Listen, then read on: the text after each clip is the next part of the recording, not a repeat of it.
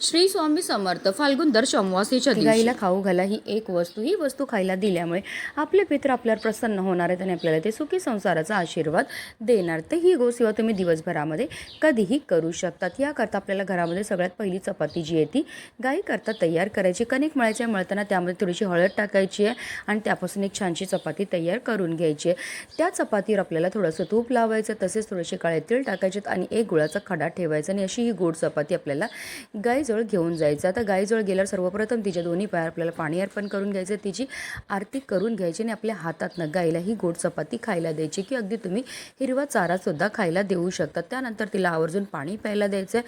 त्यानंतर तिच्या भोवती आपल्याला 11 प्रदक्षिणा मारायच्या. प्रदक्षिणा मारताना निरंतर आपल्याला ओम पितृदेवाय नमः या मंत्राचा जप हा करायचा. 11 प्रदक्षिणा करून झाल्यानंतर आवर्जून तिच्या पाठीवर आपल्याला हात फिरवायचा, आपल्या पित्राचं स्मरण करायचं आणि आपल्या मनातली इच्छाही व्यक्त करायची आहे. श्री स्वामी